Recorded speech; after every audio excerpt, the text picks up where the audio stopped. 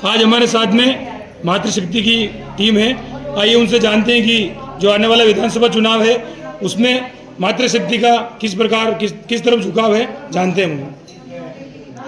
मातृशक्ति सब समझदार है, ऐसे सबको पता चलता है कि किसके साथ अन्याय हुआ है, किसके साथ धोखा हुआ है।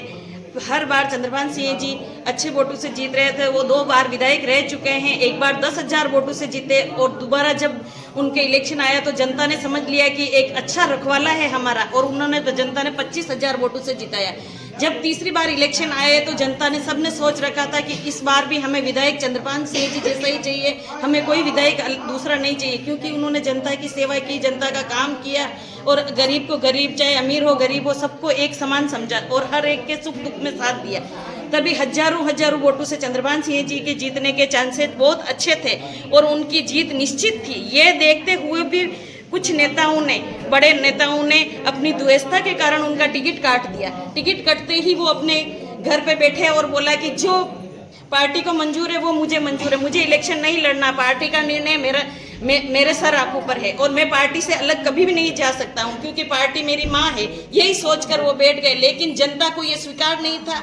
आम गरीब अमीर सभी लोग वहां इकट्ठे हुए, गांव की जनता त्राईमान हो गई थी और महिलाएं तक वहां रो ऐसी रही थी जो देख नहीं सकते, ऐसी हालत थी। तब चंद्रभान सिंह जी को हाथ जोड़कर सबने निवेदन किया कि भाई साहब, आप हमारे रखवाले हैं, आपको टिकट मिले नहीं मिले, आप खड़े हो, जिताना हमारे हाथ की बात है।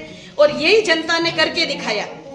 और आप लगातार फील्ड में जा रहे हो तो अभी क्या रुझान आ रहे हैं कि जनता किसके साथ में, क्या है आपको? जनता के छोटे बच्चे से लगा के बूढ़े तक एक ही बात है कि सिर्फ और सिर्फ चंद्रभान सिंह जी के अलावा मैंने कहीं भी कुछ भी नहीं देखा। लोग कह रहे थे कि बीजेपी की जमानत जब्त होगी, लेकिन मैं कह रही हूँ कि कांग्रेस की भी जमानत जब्त होगी।